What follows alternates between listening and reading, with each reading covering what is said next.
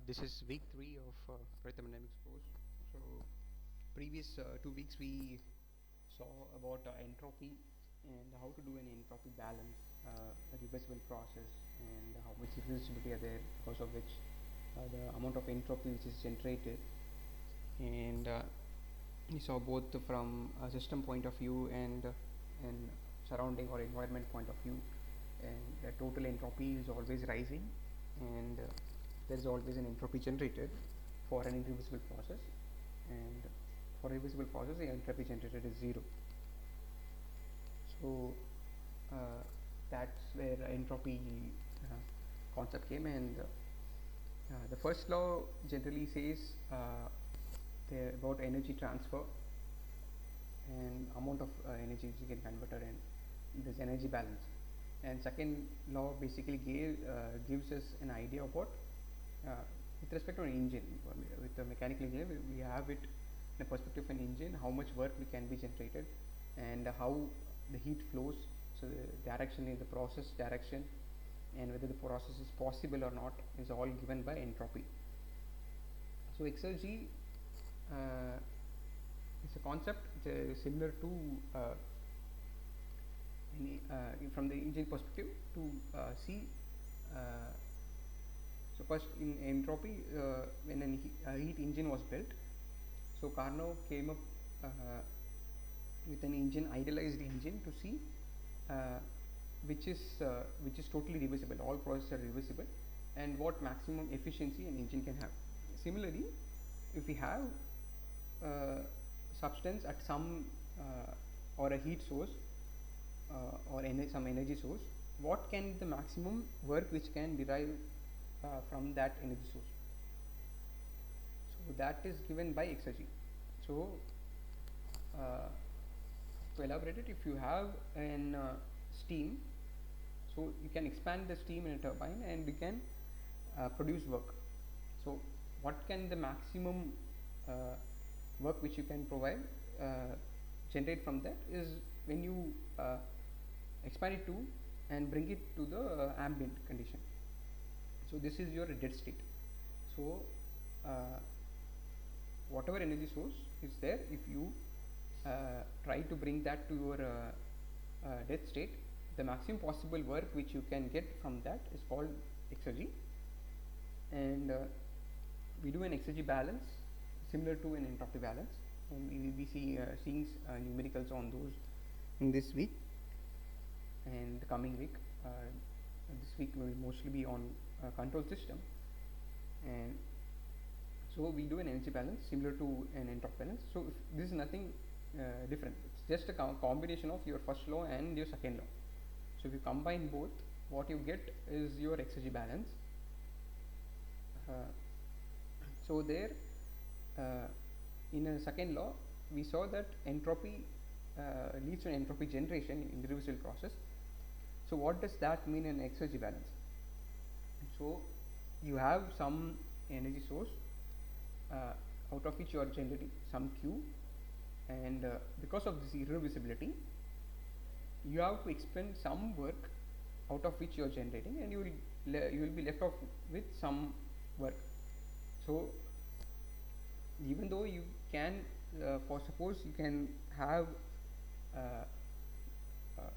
if you have 1000 joules of energy at some temperature source, so if you run a Carnot engine between this and the ambient, you will get some amount of work. But because of we don't get a reversible engine, the actual practical engines are not as efficient as your Carnot engine because of irreversibilities, and so which we will be seeing in coming weeks when we see the cycles. So our efficiencies are lower than compared to the Carnot engine. So what energy which you can get will be lower than the Carnot work, and this other loss of work between these two is all lost because of this entropy generated, and there it is called as irreversibility here, or your exergy destroyed. The destroys exergy, that is given by equal to your T0 times your entropy generated. So whatever irreversibility or entropy is generated, that equals to whatever your exergy or work you have lost or not getting out of the source.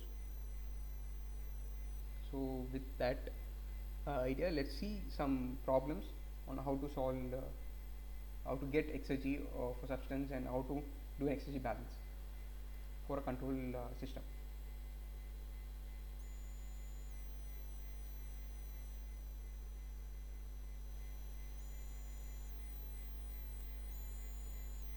So first question is, uh, which has the capability to produce the most work in a closed system? 1 kg of steam at 800 kilopascal and 180 degrees Celsius, or 1 kg of R134A at 800 kilopascal and 180 degrees Celsius. We take the ambient temperature of 25 degrees Celsius and your pressure, ambient pressure. So these are the dead state temperatures and pressure as 100 kilopascal. So both steam and R134A, we have same quantity 1 kg, and both are at the same pressure and temperature. So which will have more work, ability to produce more work. So we have to estimate the exergy of 1 kg of steam and R134A.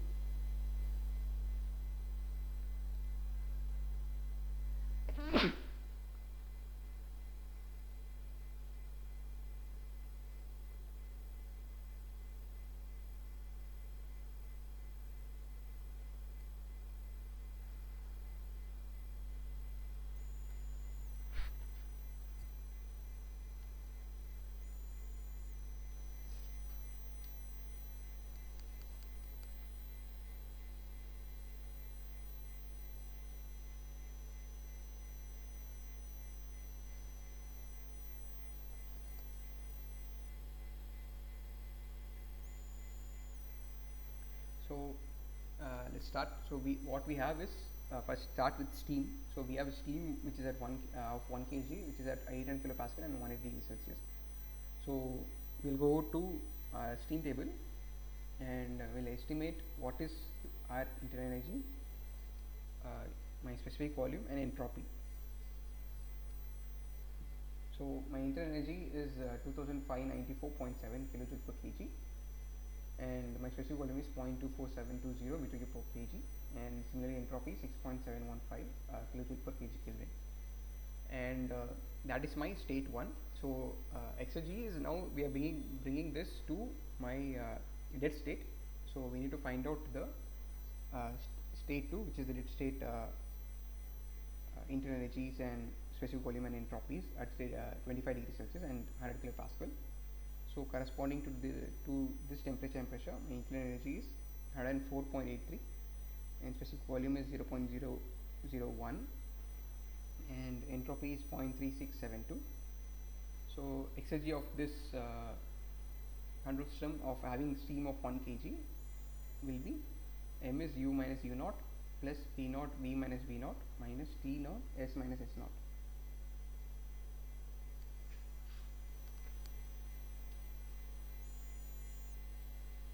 So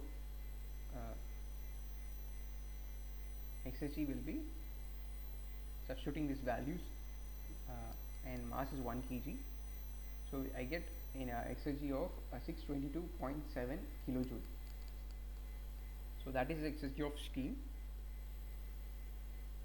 So correspondingly, if you see for R134A, for similar pressures and temperature,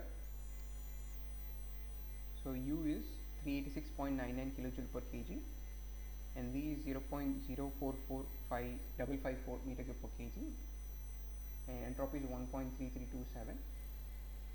And similarly for dead states, we have calculated the internal energy, specific volume and entropies.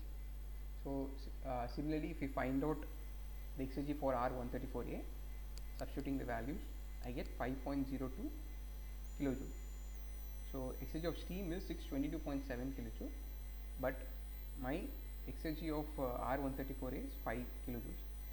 So therefore having steam at this source is has more potential to generate work compared to R134A. So has more exergy compared to R134a.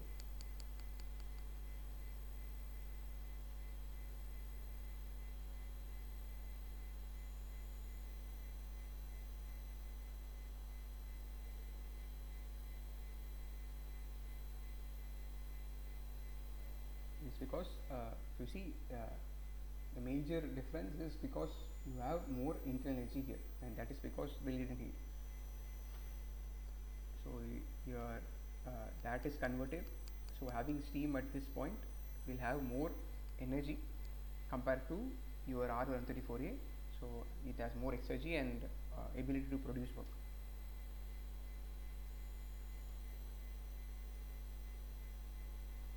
So moving on to next question. Piston cylinder device contains 8 kg of refrigerant R134a at 0.7 megapascal and 60 degrees Celsius. This is 60 degrees Celsius. So the refrigerant is now cooled to at constant pressure until it exits at as a liquid at 20 degrees Celsius. If the surrounding are at 100 kilopascal and 20 degrees Celsius, determine the exergy of the refrigerant at the final stage.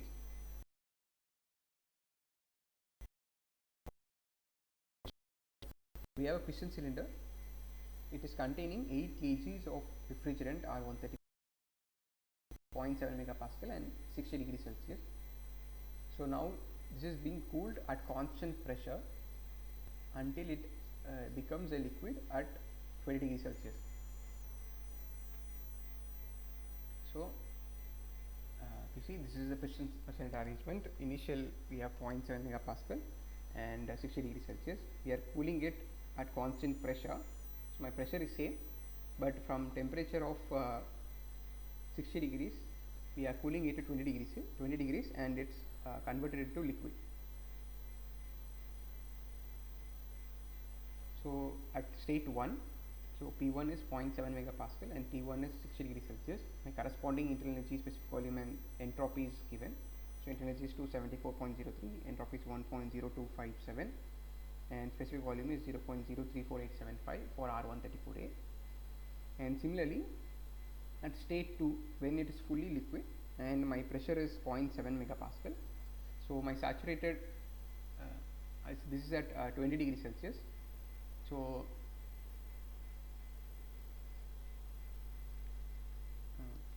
you see R134a,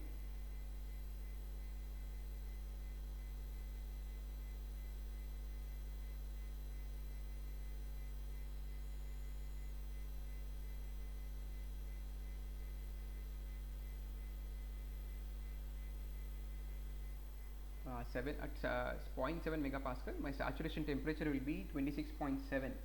So at 20 degrees Celsius, this is at subcooled liquid. So the corresponding internal energy and specific volumes are given. So internal energy at liquid at 20 degrees Celsius will be 78.85 kilojoule per kg, and my specific volume is 0.000816 and entropy is 0.30062. So I know the initial and final state points and the corresponding energy values. And since they have asked to find out exergy at refrigerant at initial and final states and not the difference, we need to find out the exergy at the values at the dead state. So my internal energy is 248.81 kilojoule per kg and specific volume is 0.23373 and my entropy is 1.0919. So with this I can estimate the exergy of the refrigerant at state 1 and state 2. So state 1, so similarly U1 minus U0 minus Tu0 S1 minus S0 plus P0 V1 minus V0.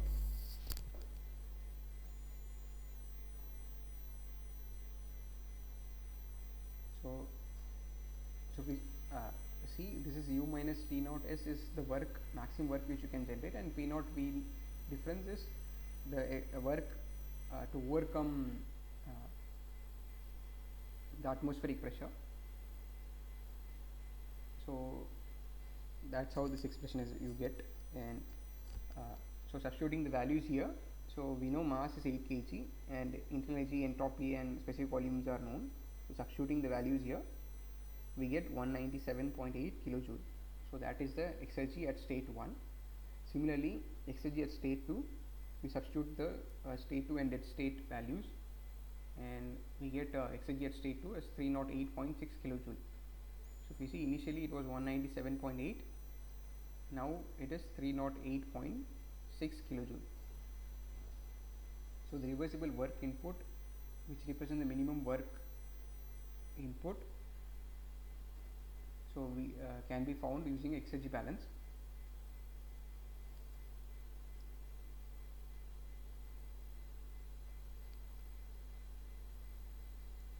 So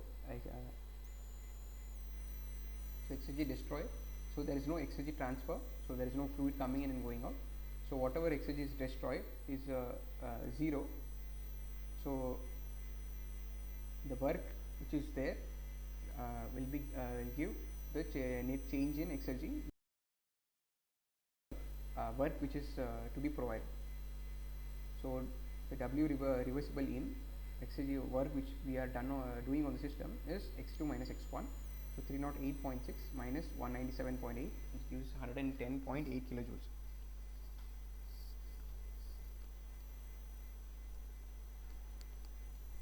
So your energy into the system is my work, and that is equals to the change in exergy of the system. So that gives me 110.8 kilojoules. That is the amount of work which is done on the system.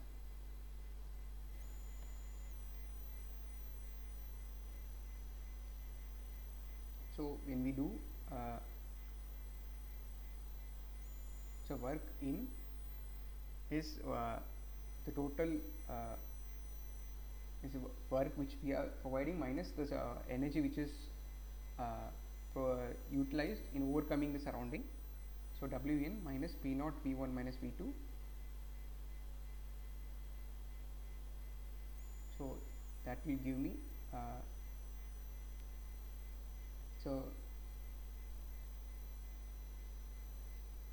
the actual boundary work is what is given here. So work which is generated, is P0, since it's a constant pressure. P into delta V is the work produced, and this work out of which some part is used in overcoming the pressure of the atmosphere. So the net work generated is P minus P0 into delta V.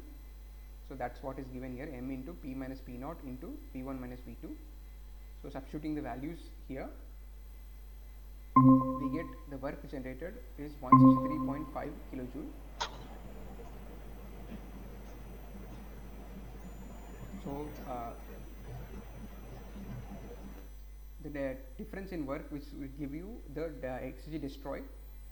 So my reversible work which is generated is 110.8 kilojoule, and the total work of the system is 163.5. So the difference of the total two works will give me the exergy which has been destroyed, which is 52.7 kilojoule. So this is the additional work which has to be given to the system to maintain it at 0.7 megapascal. So if it would have been a reversible process, it would have taken only 110.8 kilojoules. But since there is some entropy generator, or in this case exergy destruction, so which is 52.7, you need to provide this additional work to maintain it at 0.7 megapascal.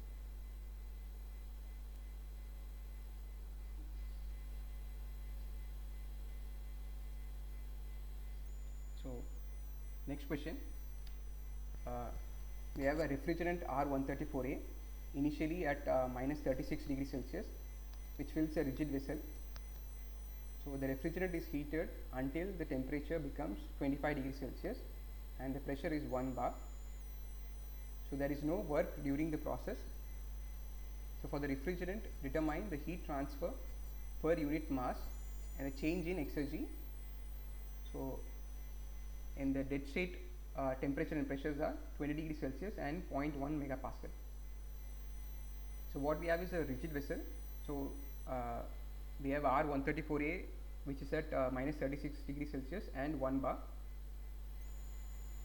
So we are heating it from minus 36 to 25 degrees Celsius. So initially at minus 36 and 0.1 megapascal. So we have in a TV diagram. So we have represented that refrigerant state at state 1. So after heating it, so the refrigerant is converted into a superheated state at state 2, which is at 25 degrees Celsius. So if you see in this problem, initially we are below the ambient temperature of 20 degrees Celsius, dead state. So we are lower at the lower end of minus 36, below the ambient temperature, and we are heating it to above ambient.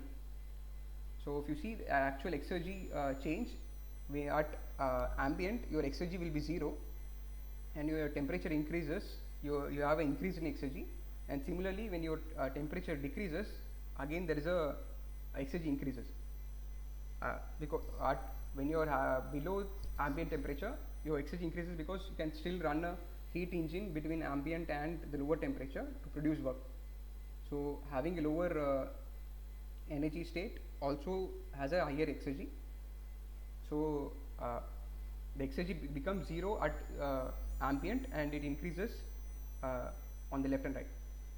So in this case we are going from lower temperature to higher temperature. So we'll see how the exergy changes between these two state points. So if you see, state 2 is in a superheated region. So for R134A, for 25 degrees Celsius,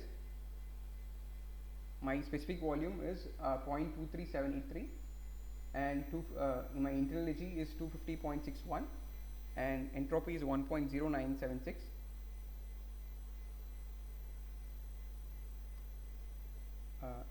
And this is we get because my vessel is rigid, so my volume is constant.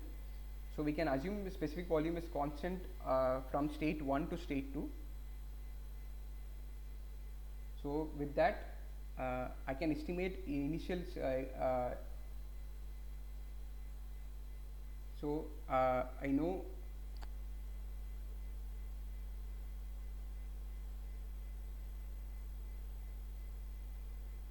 So I can find out the dryness fraction at state 1 now, because I know there's a specific volume. So specific volume is 0.23783, and I can at minus 36 the corresponding saturated liquid and saturated vapor specific volumes are known. So substituting those to find out the two-phase specific volume. So V is x times your saturated liquid specific volume plus 1 minus x into specific volume of your vapor. Substituting and rearranging it, we get your dryness fraction here. So we know the state 1 specific volume and both the liquid and gas saturated specific volumes. So substituting, we get dryness fraction of 0.81, and once the dryness fraction is known, we can estimate the internal energy and the entropy. So internal energy is again specific volume at saturated liquid plus x times into your difference in the internal energy of the saturated vapor and liquid.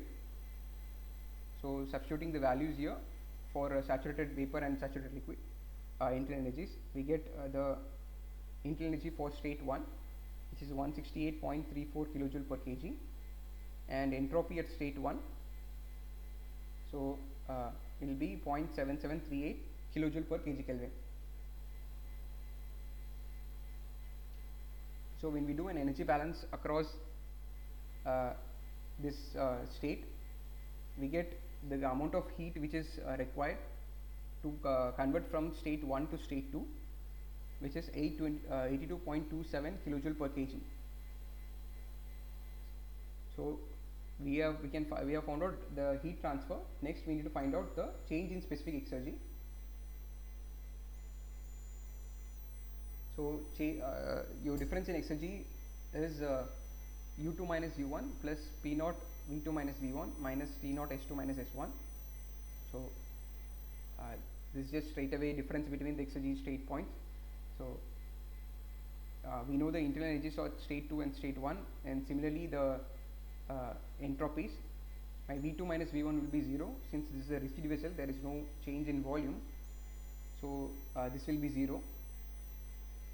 So substituting the internal energy values and entropy values, my change in exergy is minus 12.60 kilojoule per kg. So if you see, the exergy has reduced, even though we are heating it. So the normal thinking would be to we are heating it to a higher temperature state, so that should give me an increased in exergy or more work potential. But what happened is, we are going through this dead state. So previously we were at minus 36, which was also had a higher work potential. So heating it reduced it, and it brought it to ambient, and then we so the exergy initially which we had reduced, and then it started increasing. So the net exergy change was negative. So we have actually lost some of the work potential because of this process.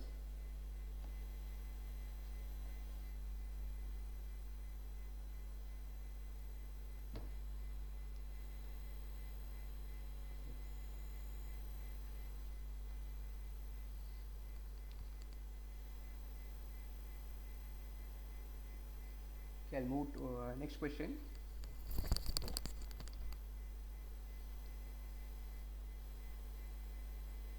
So we have the radiator of a steam heating system has a volume of 20 liters and is filled with superheated water vapor at 200 kilopascal and 200 degrees Celsius. At this moment, both the inlet and the exit valves of the radiators are closed. After a while, it is observed that the temperature of the steam drops to 80 degrees Celsius as a result of heat transfer to the room air, which is at 218 degrees Celsius, or 21 degrees Celsius. There's a typo here, it's 21 degrees Celsius. Assuming the surrounding to be at 0 degrees Celsius, determine the amount of heat transfer to the room, and B, the maximum amount of heat that can be supplied to the room if this heat from the radiator is supplied to a heat engine that is driving a heat pump. So assume the heat engine operates between the radiator and the surrounding. So there are two cases here. So the problem, so initially, so in a car radiator, so a steam is coming and it has a volume of 20 liters and is filled with superheated water vapor. So this so for this is a radiator, and we have an inlet and outlet valves. So the total volume is of 20 liters, and there is a superheated water vapor at 200 kilopascal and 200 degrees Celsius.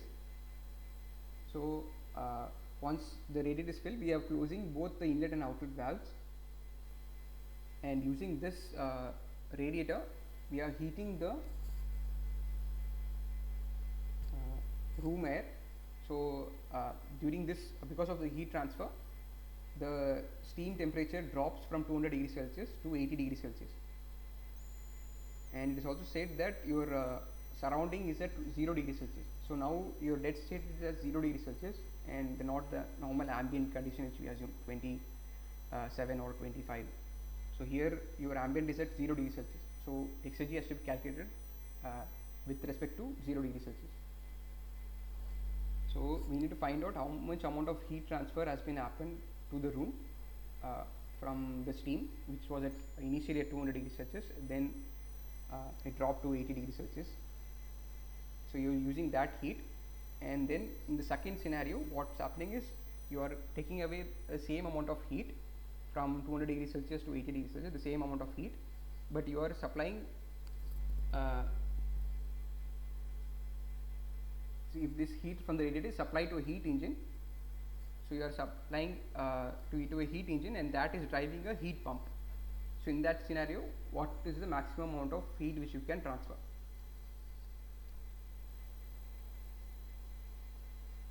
So so we need to find out the initial and final states steam properties to estimate how much heat has been transferred.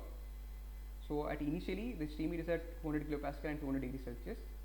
So correspondingly from the steam table, I'll get my internal energy is 2654.6 kilojoule per kg, and entropy is 7.5081, and specific volume is 1.0805 meter cube per kg. And when this steam is at 20 degrees Celsius, so my since my valves are closed, so this is system is similar to what we saw previously. So it's a rigid system, there is no change in volume, so my volume will remain constant. So so for this same 20 liters, so my specific volume will be same as my initial specific volume of 1.0805. So corresponding to this volume and temperature of 80 degrees Celsius, my drainage fraction will be, so V2 minus Vf minus Vg minus Vf. Vf and Vg are your specific saturated liquid and vapor specific volumes. So substituting the values here corresponding to 80 degrees Celsius saturated conditions, I get dryness fraction of 0.3171. So using this dryness fraction, I can now estimate internal energy and entropy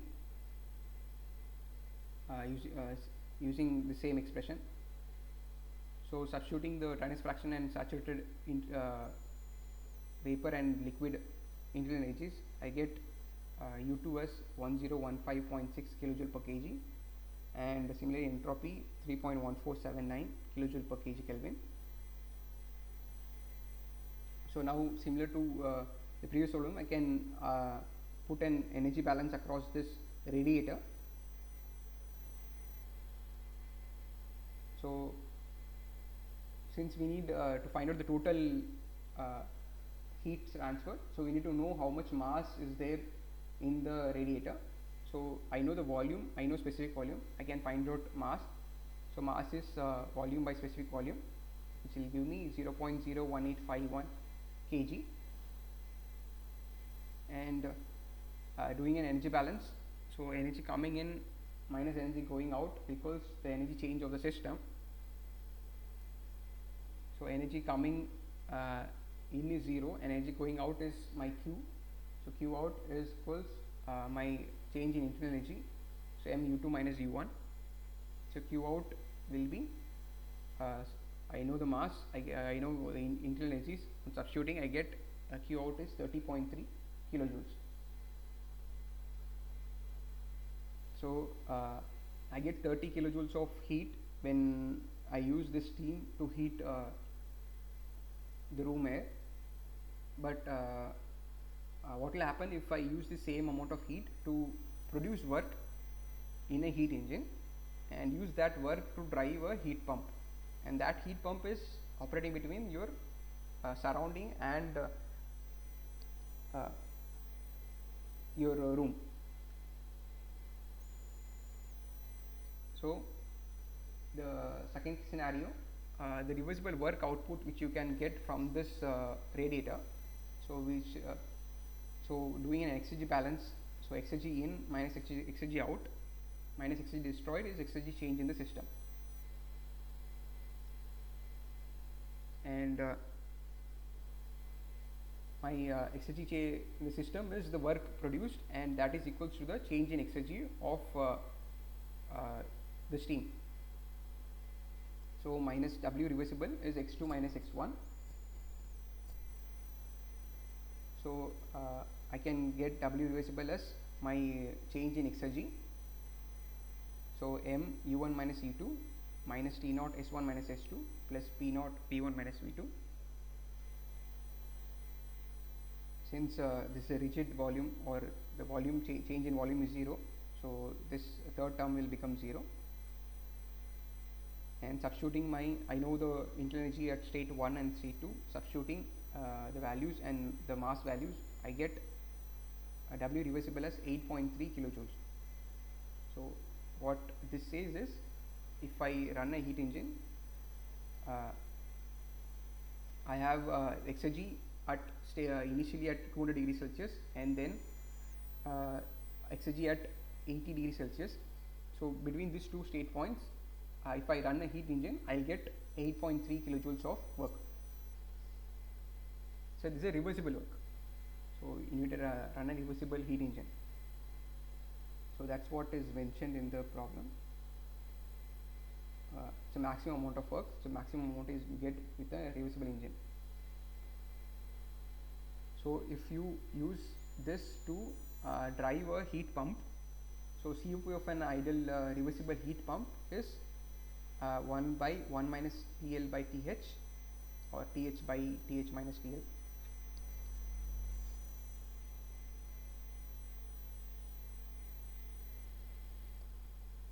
So my room is at 21 degrees Celsius. So 21 plus 273, I get 294, and my surrounding is at 0 degrees Celsius. So I am running a heat pump between these two. So for this case, my COP will be 1 by 1 minus 273 by 294. So the COP of heat pump is nothing but QH by W. So what COP is decided by my input. My desired output is I need heating. So my QH divided by W. So W reversible is 8.305 times my COP will give me 116 kilojoules. So if you see, now if you use the steam which was there, you get only 30 kilojoules of heat. But if you are running a heat engine to generate work using this 30 kilojoules of energy, you get 8 kilojoules of work.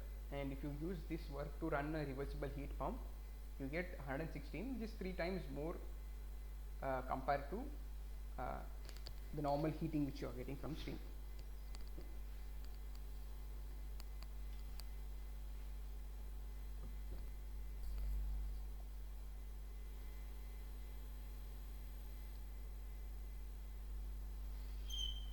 So running an coupled heat engine and a heat pump is in this case is better compared to normal heating, and that's the idea. If you see, normally heaters, you use an electric heater.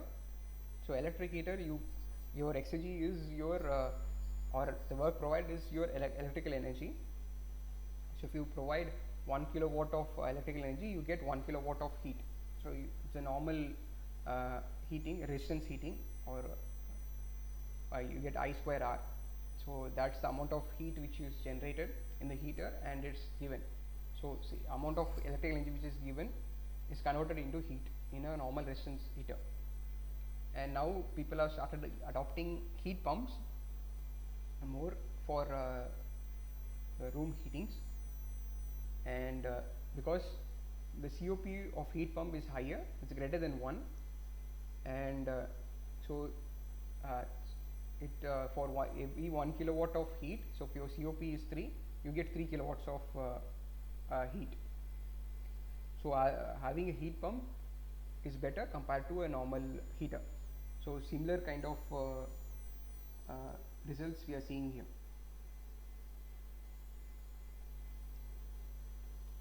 So next is move on to next problem.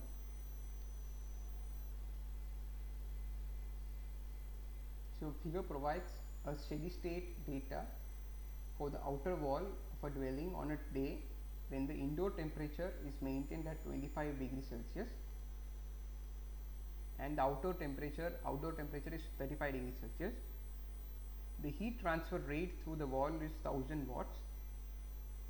So determine in watts the rate of exergy destruction within the wall, within the enlarged system shown on the figure by the dashed line.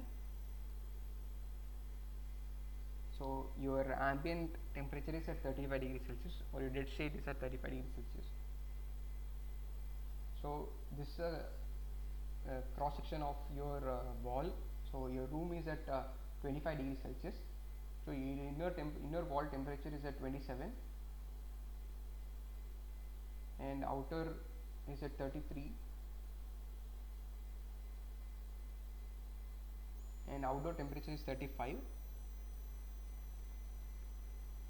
So there is a temperature gradient here, and we need to find out the rate of exergy destruction within this wall, and if you see the whole environment and your room together. So if you write an energy balance, so dou U T by dou E, the change in energy of the system equals Q minus W, and W is 0. So Q is 0. What it says is the heat which is coming in is what is going out. So the heat transfer rates at the inner wall and outer surfaces. So we Q is both are same. So if we write an exergy balance, so exergy of heat at my temperature source 27 degrees Celsius and 33 degrees Celsius. So at temperature T1 is 1 minus T0 T1 by Q1. So if you see, this is the work generated by a Carnot engine. So COP of Carnot is 1 minus T0 by T. So if that engine is running between a temperature source T1 and the ambient temperature T0, my work developed is that maximum work, reversible work, which you can get out of that temperature source and heat at that temperature source. So 1 minus T0 by T1 into Q1. So that is exergy at state 1, and at 2 similarly is 1 minus T0 by T2 Q2 is the heat which is going out. So minus W minus exergy destroyed is exergy change of the system, so that is 0. So the exergy destroyed is 1 minus T0 by T1 Q1 minus 1 minus T0 by T2 Q2. So since Q1 and Q2 are same, it's just Q. So if you rearrange it a little bit,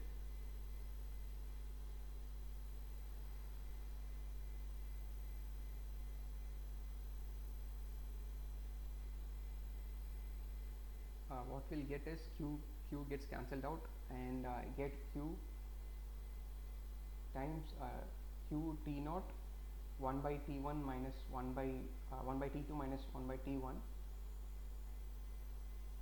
So T1 minus T2 by T1 T2, that's what I get, Q1 T0. So Q is also, so if you see that the exergy destroyed is square times the temperature difference divide by my temperature of the source. So when my temperature difference is large, my exergy destroyed is also large, and if it is at lower temperatures, this temperature difference, then again the exergy destroyed is large. But suppose if you are having at your temperature source is at 1000 kelvins, and the second source is at 900, so your temperature difference is 100 Kelvin, but your temperature is higher. So there your exergy destroyed is lower compared to when it is at 100 and 200 kelvins.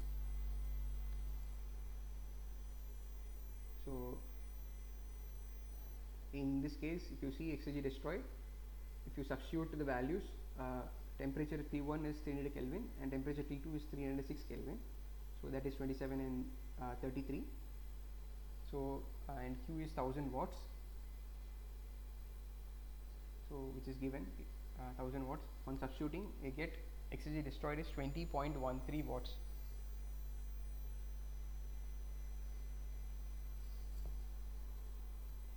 So next is when we consider the whole enlarged system. Similarly, my initial exergy now is at 25 degrees Celsius, which is the inner temperature, and my outer is at 35, which is the ambient. So all of the heat which is coming out is going to ambient, so there is no exergy which is there. So the second term will be 0, and there is no work produced, the W is 0. So exergy destroyed is nothing but your QI 1 minus T0 by Ti. Ti is 25, so 273 plus 25. So what this says is your if you are having 1000 watts at 25 degrees Celsius and you are running a Carnot engine between this ambient and 25 degrees Celsius, So whatever work is there, we have lost all of it. You are not getting anything out of it.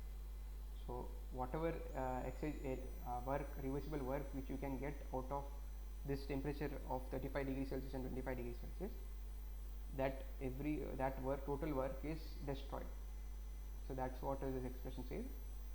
So your Q is 1000 watts and your temperature is 1 minus 35 308 Kelvin divided by 298 Kelvin, which gives you 33.56 watts. So the exergy destruction in the inlet system is greater than for wall alone because of exergy destruction associated with the heat transfer to the air layers at each of the wall surfaces.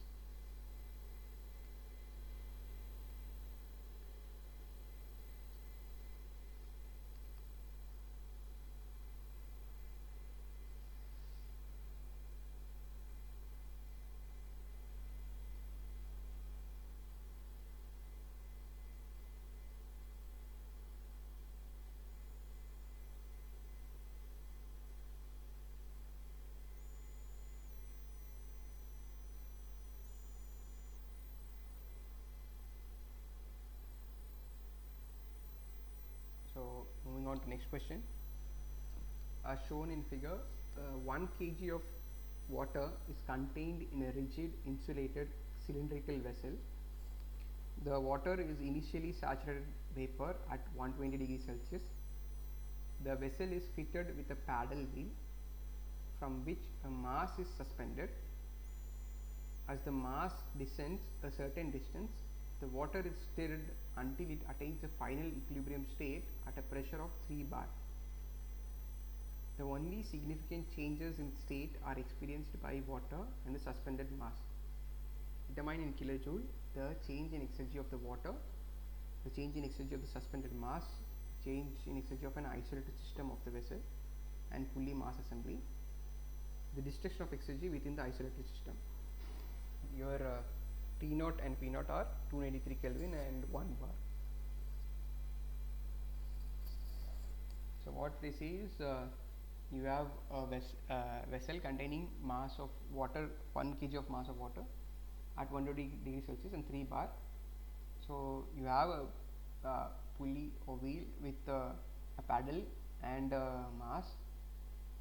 So when this mass goes down, this paddle wheel is rotated, and if it attains an final equilibrium pressure of 3 bar.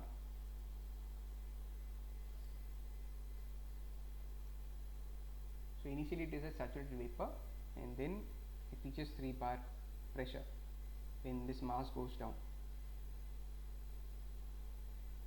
So we need to find out how much there is a change in exergy of the water, change in exergy of mass and so on. So we will see what's happening. So first we will see what's happening for the water. So initially it is at saturated vapor at 120 degrees Celsius. So state 1, so at 120 degrees Celsius and saturated vapor, this is at state 1 of your water.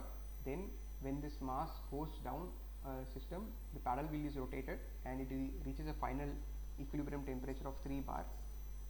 So my specific volume is same in this process because rigid vessel and there is no change in volume, so it's a constant volume process, and the same 1 kg of mass is now is at 3 bar, and we know 2 state points now, 3 bar and specific volume. So we can locate the properties of the steam. So exergy at initial state, so we can estimate energy exergy for the water at the initial state. So m into u1 minus u0 plus v0 v1 minus v0 minus t0 into the entropy difference. So I can estimate initial and final states of water.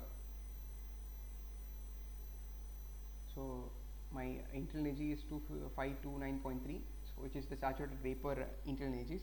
So and v1 is specific volume at the same saturated vapor at 120 degrees Celsius, and entropy, and my dead state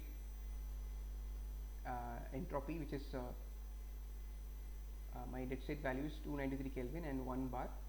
So corresponding to 293 and 1 bar, my internal energy and specific volume and entropy values are given. So when you substitute these values in the above expression, I get the exergy at state 1. So that is equals to 532.37 kilojoules. So that is the amount of exergy or the amount of work which I can get from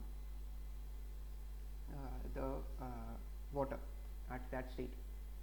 Next, when it reaches the final state of 3 bar and the same specific volume, corresponding to this values, my internal energy is 2083.07 kilojoule per kg and entropy is 7.73. So my exergy at this state point 2 is again the same expression. Substituting the values, I get exergy at state 2 is 647.85 kilojoule. So the change in exergy is my E2 minus E1, which is 115.48 kilojoule. So which has been asked. Next is we need to find out the change in exergy of the mass. So if you see in the mass, if you see exergy balance, if you do internal energy, so only change is happening is the potential energy change which is happening for the mass. So if you see express internal energy, we neglect potential energy and kinetic energy. So if you write it in terms of energies, so it will be E minus E naught minus T naught, S minus S naught, and so on. So the rest of the terms will become 0 and only the potential energy term will be remaining. So whatever change is happening, so for the mass, the exergy changes because of the potential energy change. So if you apply the total energy balance across the system, there is no work transfer out of the system. So if you put an energy balance, so it's an isolated system now, so there is no work transfer. So whatever work is done by the mass is given to the water. So the net heat transfer and work transfer is 0. So whatever change in internal energy is there for mass is given in raising the internal energy of the water. So that's what is given here. So your internal energy of water plus the potential change of the mass equals Q minus W equals 0. So the potential energy change of the mass is equals to your internal energy change of the water, which is again, so it is just the negative of the previous internal energies. So 282.3.07 minus 2529.3 is the internal energies of water at state 1 and 2, 2 minus 1. So that gives me minus 293.77 kilojoule. So this is the exergy change of the suspended mass.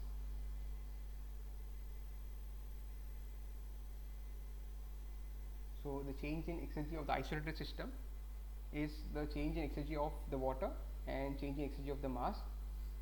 So adding that both together, I get 115.48 minus 293.77 gives me minus 178.29 kilojoule. So this is nothing but the exergy which is being destroyed. So if you do an energy exergy balance, the exergy in minus exergy out plus exergy of the destroyed equals exergy change of the system. So there is no exergy coming in, so whatever exergy change of the system is there is equals to the exergy destroyed. So exergy destroyed is minus 178.29 kilojoules.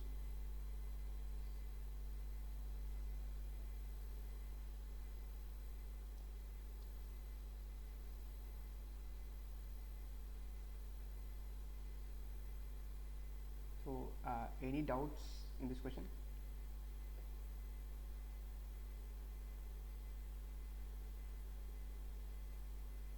So basically what happened, why there is exergy destroy here is because, so normally if you would have used this mass directly, so whatever energy is exergy change is there for this mass, which is 293.77, so that amount of work can be generated. But what happened is you are using this work which is generated by the mass to run a paddle wheel.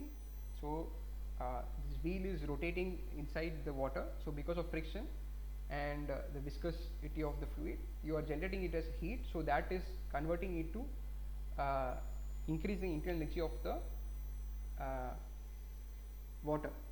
So the internal energy of water is increased, but now if you run a use this water again to bring back work, you cannot generate the same amount of work.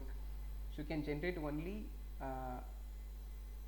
115.48 kilojoules of work. So the rest is all destroyed. So this is because of the fluid friction and so on.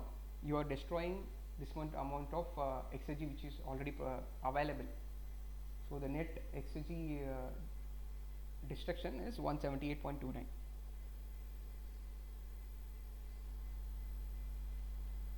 Okay, so moving on to next question.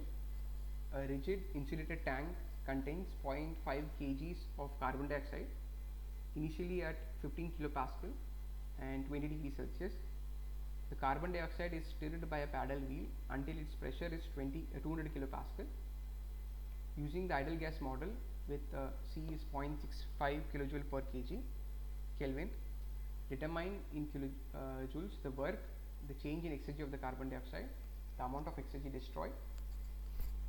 So we need to ignore motion and gravity. So your dead state values, temperature and pressure is 20 degrees Celsius and pressure is 100 kilopascal. So you initially at state 1, which is 15 kilopascal and 20 degrees Celsius, and then so it's a rigid vessel, so your volume change is again 0. So we have constant volume process.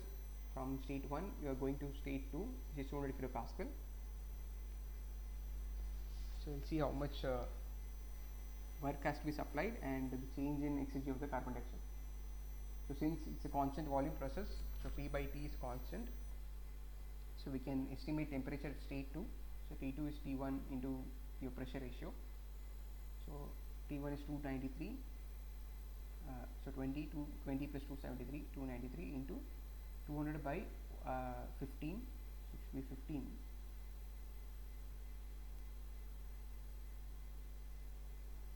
This should be 200 by 15, so it should be 390.7.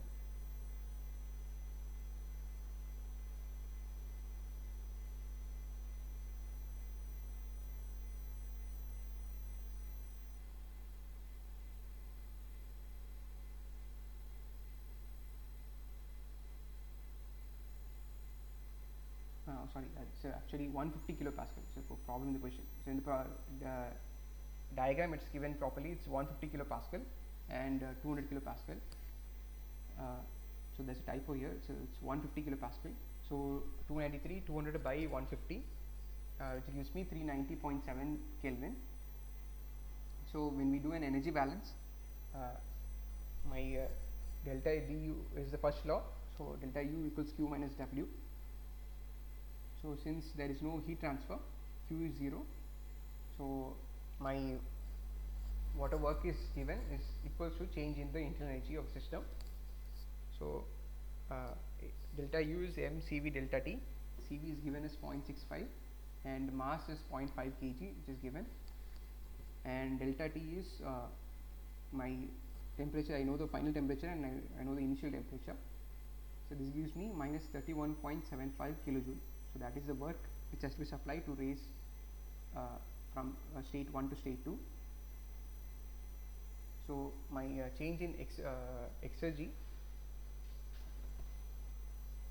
is the delta E is m u2 minus u1 plus p naught v2 minus v1 minus t naught s2 minus s1. This since the volume is same, my v2 minus v1 becomes 0. So u2 minus u1 is cv delta t, and minus T naught, my entropy change between two states is given by CV ln T2 by T1 plus R ln V2 by V1. Since V2 and V1 is same, this will become 0.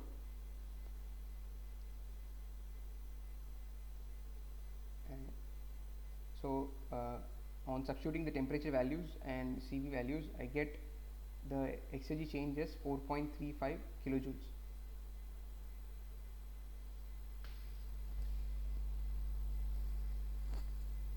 So we see next is the exergy destroyed, which is T naught times the entropy generated. So entropy generated is, again we can get M into S2 minus S1. So S2 minus S1 is CV ln T2 by T1, so which is already written here previously. So same expression. So times mass will give me 0.0935 into temperature T naught will give me 27.4 kilojoule. So this is the exergy destroyed. So if you see, that is equals to my work done divided by the exergy change will give me the same exergy destroyed, which you can get from the exergy balance as well.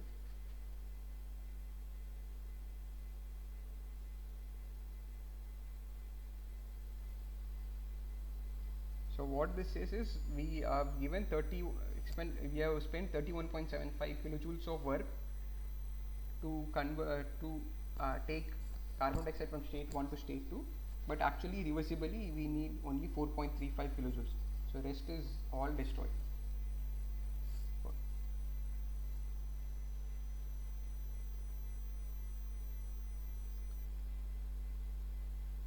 So moving on to next question. A constant pressure piston cylinder contains 2 kg of water at 5 megapascal and 100 degrees Celsius. So heat is added from a reservoir at 600 degrees Celsius to the water until it reaches 600 degrees Celsius. Find the total irreversibility in the process.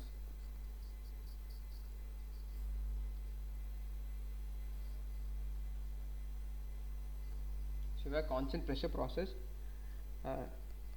contains 2 kg of water at 5 megapascal and 100 degrees Celsius. So we are adding heat from a source of 600 degrees Celsius until it reaches 600 degrees Celsius. Find the total irreversibility in the process. So when we write an energy balance, we get M U2 minus U1 equals Q minus W, and similarly entropy balance, M delta S equals Q by T plus entropy generated.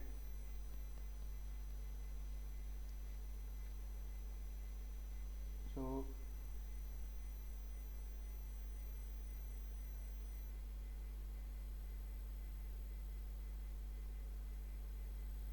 at state 1, my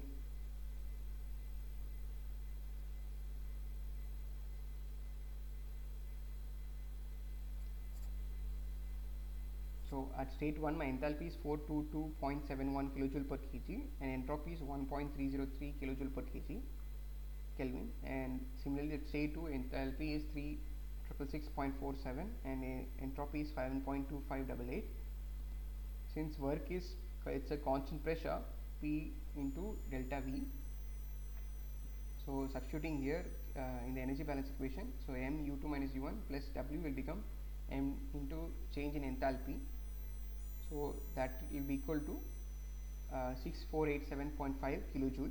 So that is the amount of heat which has been transferred to the piston. So from entropy balance equation, the entropy generated is M(S2 minus S1) minus Q by T. My reservoir temperature is at 600 degrees Celsius. So substituting the values here, I get entropy generated as 4.4816 kilojoule per Kelvin. So the irreversibility is nothing but T naught into delta S. So T naught is 298.15 into 4.4816. It gives me 13,1336 kilojoule. So that is the amount of irreversibility generated or the exergy destroyed.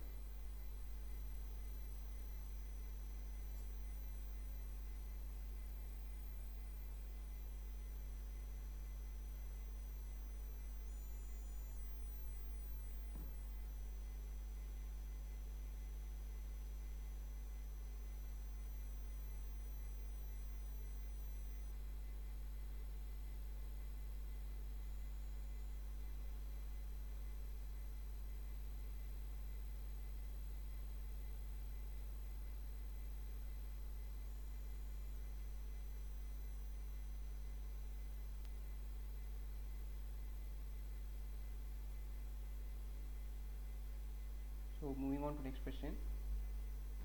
Two flows of air, both at 200 kilopascal, mix in an insulated mixing chamber. So one flow is at 1500 Kelvin and other is at 300. There is of 2 kgs and at 300 Kelvin. Find the irreversibility in the process per kilogram of air flowing out. So we have two streams of air.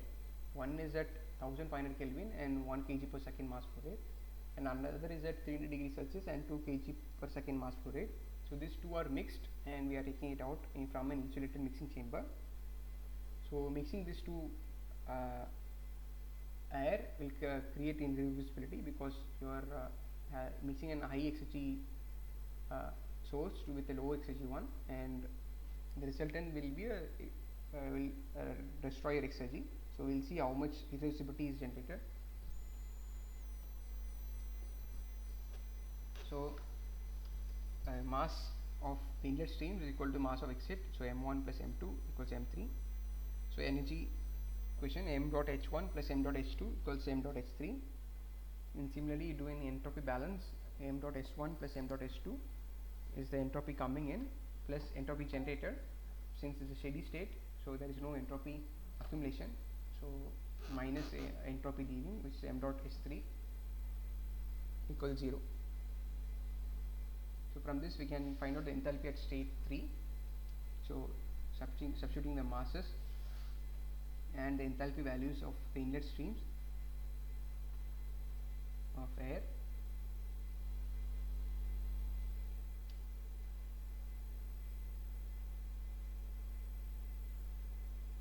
So 1635.8 plus 2 into 300.47 by 3 gives me enthalpy of 745.58 kilojoule per Kelvin, and entropy corresponding to this enthalpy and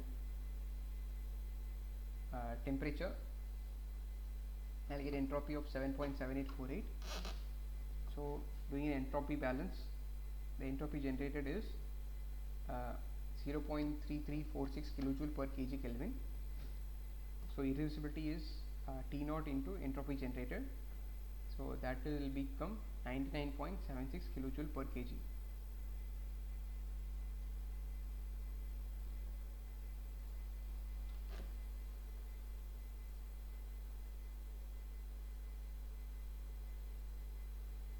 So next is we have a steady stream of R410A at ambient temperature 220 degrees Celsius and 800 kilopascal, enters a solar collector and exits at 80 degrees Celsius and 600 kilopascal. Calculate the change in exergy of the R410A. So if I take an enthalpy values and entropy values corresponding to 20 degrees Celsius and 800 kilopascal, I get enthalpy of 300.02 kilojoule per kg and entropy of 1.1105 kilojoule per kg Kelvin, and my exit enthalpy and entropies are, which is at 80 degrees Celsius and 600 kilopascal, is enthalpy is 359.67 kilojoule per kg and entropy is 1.13265 kilojoule per kg Kelvin. So my change in exergy between these two state points is exergy of exit minus exergy of inlet is my He minus Hi, H2 minus H1 minus T naught S2 minus S1. So this gives me my exergy change as 359.67 minus 300.02, so which comes out to be 3.67 kilojoule per kg and negative value. So this is negative because even though you are heating it from 20 degrees Celsius to 80 degrees Celsius, there is a pressure drop from 800 kilopascal to 600 kilopascal.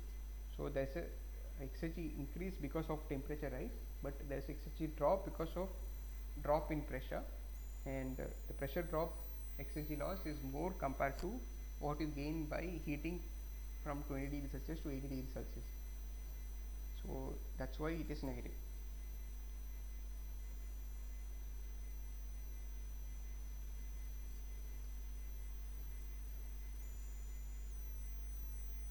So next question.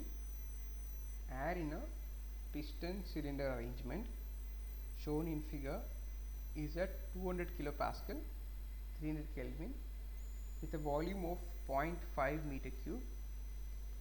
If the piston is at the stops, the volume is 1 meter cube and a pressure of 400 kilopascal is required.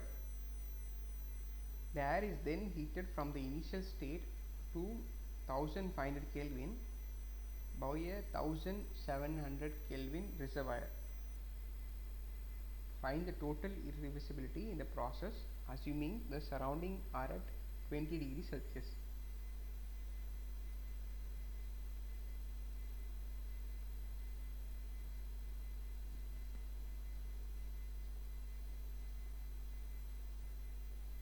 So initially the air is at 200 kilopascal and 300 Kelvin with the volume of 0.5 meter cube. We are heating it to 1500 Kelvin using a 1700 Kelvin reservoir. So this is how the process looks. So initially this is at state 1 and it reaches state 1A is where the piston hits the stop, and from there it's a constant volume process.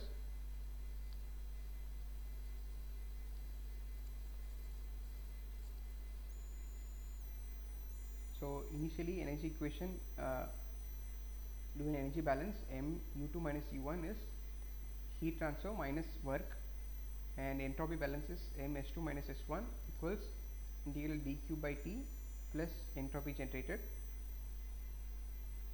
So if you see, initially process is linear with respect to volume, and then it's a constant volume process.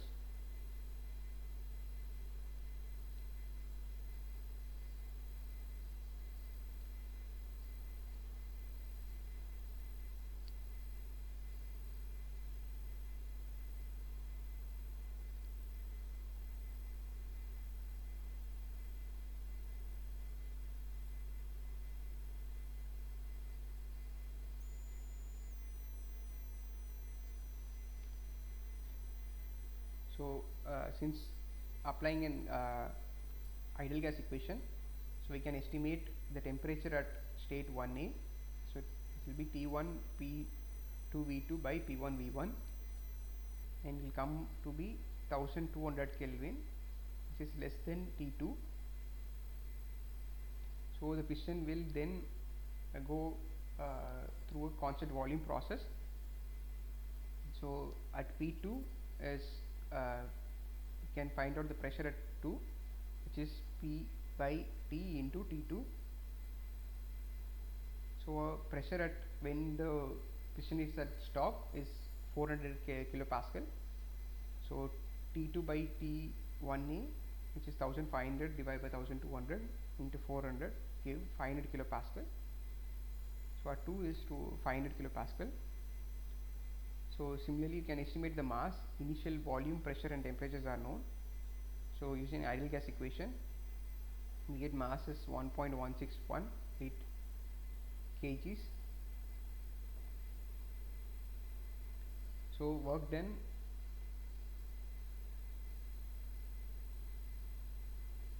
is nothing but the area under the curve for in the PV diagram. So half P1 plus P2 to V stop minus V1 is the area of that trapezoid or polygon. So you get half into 200 plus 400 into 1 minus 0.5 gives me 150 kilojoules. So that is the amount of work generated, and then amount of heat given is m u2 minus u1 plus the work. So mass 1.161 into my internal energy change plus 150 will give me heat as 1301 kilojoules, and similarly entropy generated is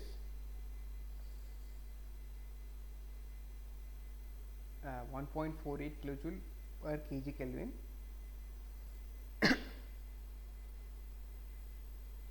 So if you do an entropy balance, so entropy generated is m into s2 minus s1 minus q by the reservoir temperature. So 1.161 into 1.48 is the entropy change of the system minus Q by T equals 0.953 kilojoule per kg. So that is the entropy generated. So irreducibility for this process is T naught into entropy generated, which comes out to be 279 kilojoule.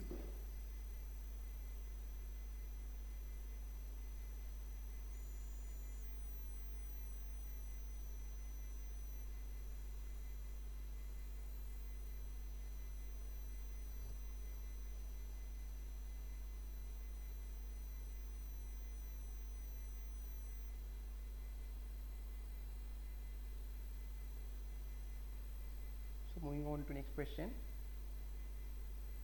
As shown in figure, 1 kilogram of water undergoes a process from an initial state where the water is saturated vapor at 100 degrees Celsius.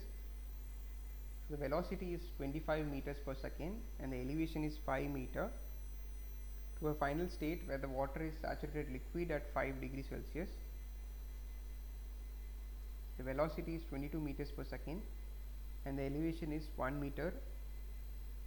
Determine in kilojoule the exergy at the initial state, exergy at final state, the change in exergy.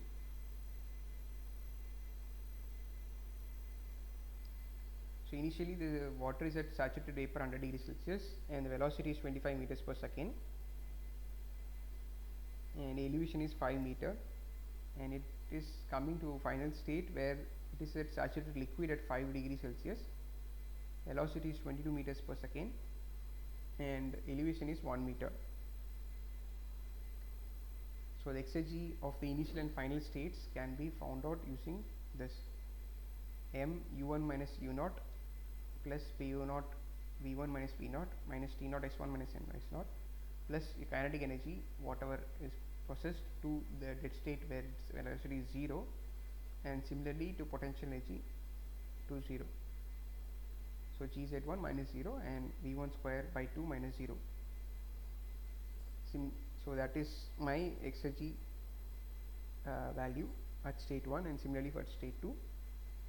So for the initial state of 100 degrees Celsius saturated vapor, my specific volume is 1.673, my internal energy is 2506.5 kilojoule per kg, and entropy is 7.3549 kilojoule per kg Kelvin.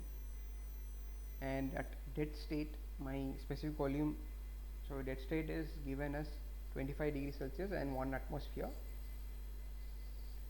So specific volume is 1.0029 into 10 power minus 3, internal energy is 104.88 and entropy is 0.3674. So substituting this values in the exergy value equation, I can estimate the exergy at initial state, so which comes out to be,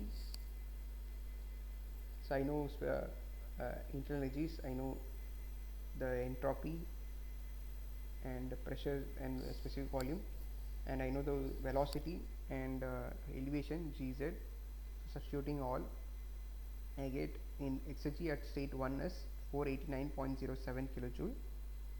Similarly at state 2 it is at saturated liquid at 5 degrees Celsius, so the corresponding specific volume is 1.0001 into 10 power minus 3 meter cube per kg, and internal energy is 20.97 kilojoule per kg, and entropy is 0.0761 kilojoule per kg.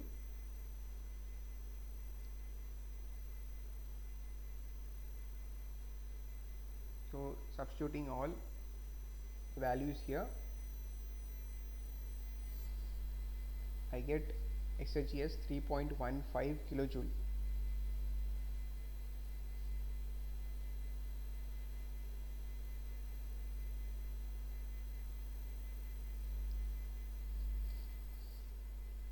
So the exergy change is nothing but the change in exergy from state 1 and 2.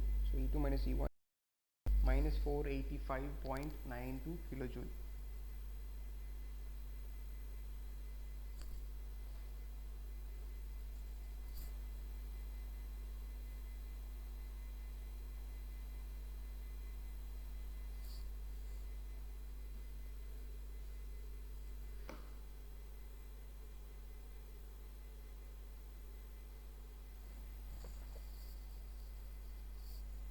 question is, an air compressor is used to charge an initial empty 200-liter tank with air up to 5 megapascal.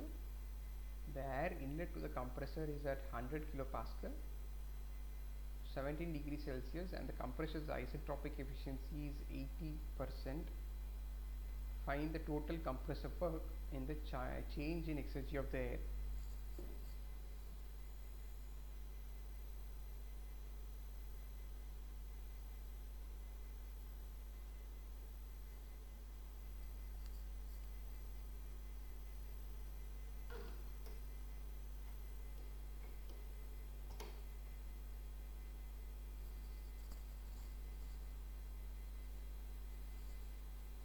So this is a flow process. So it's not control volume. So here the exergy is nothing but H minus H naught minus T naught S minus S naught. So that is exergy at state 1. So exergy difference is again H2 minus H1 minus T naught S2 minus S1. So we'll see how to solve this.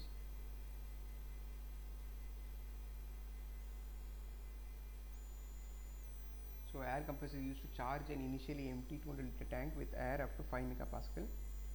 The air inlet to the compressor is at 100 kilopascal and 70 degrees Celsius. So energy balance m dot 2 U2 equals m dot in H in minus W12. So since in the tank there is no exit, there is only inlet to the tank. So entropy balance m dot S2 equals m in S in plus entropy generated. So since if first case, if it's a reversible compressor, entropy generated is 0. So S2 equals S1. Initially at state 1, I can estimate a specific volume is RT1 P1. It comes out to be 0.8323 meter cube per kg. So at inlet, my enthalpy is 290.43 kilojoule per kg for 5 megapascal, sorry 100 kilopascal and 70 degrees Celsius, and temperature is entropy 6.83521 kilojoule per kg Kelvin.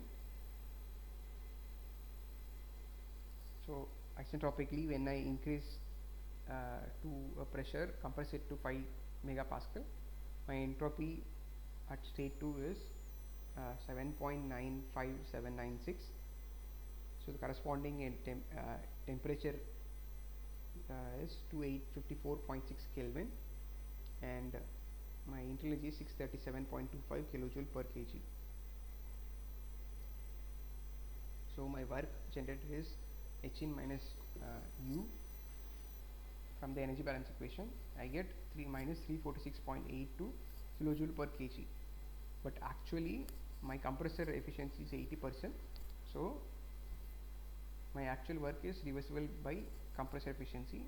So it gives me minus 433.53 kilojoule per kg.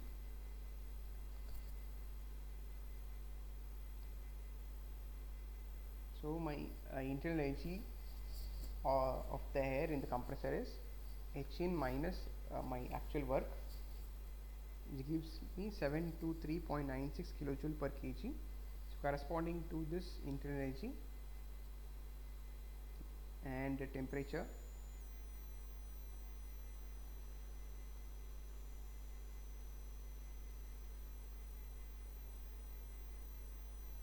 so corresponding to this internal energy and pressure of 5 megapascal, I get temperature of 958.5 Kelvin and entropy of 8.086655 kilojoule per kg Kelvin. So at state 2, my specific volume is RT2 by P2, which is 0.05502. So the mass is V2 by V. I know the volume capacity of the tank, which is 200 liters. So 200 divided by 200 10 power minus 3 divided by my specific volume, which gives me 3.635 kg. So work is mass into my actual specific work.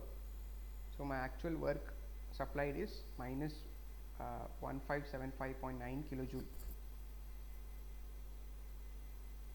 So the exergy change, so we need to find out the change in exergy of the air. So exergy change is phi2 minus phi1.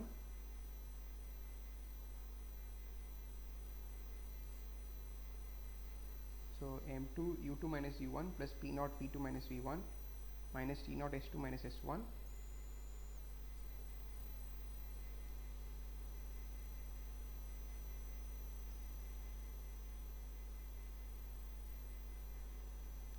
so substituting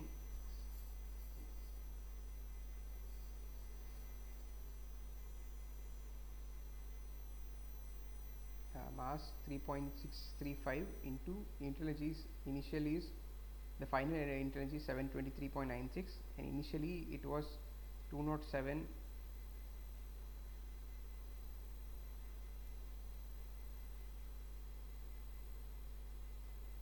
0.19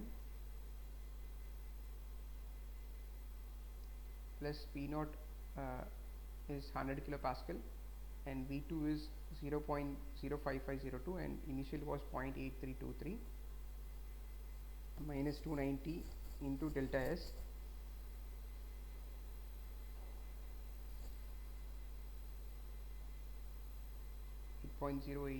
uh, 8.08655 minus 6.83521 plus 0.2, so 7.9575.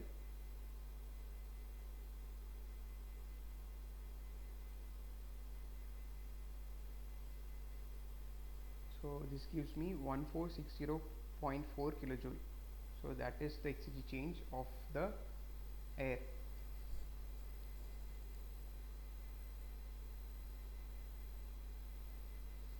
So here what we have assumed is initially the tank contained same amount of mass with 100 kilopascal and 17 degrees Celsius, and then now when we are running it to compressor and compressing it to 5 megapascal. So what is the exergy change? That comes out to be 1460.4 kilojoules.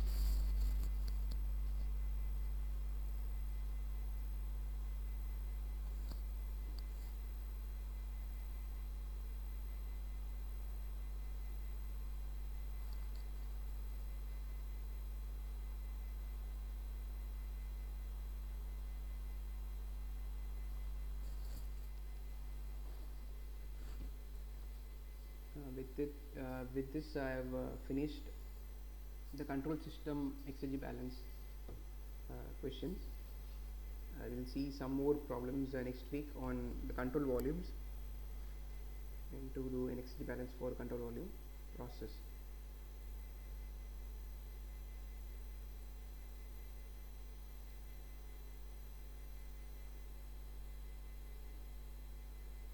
So thank you.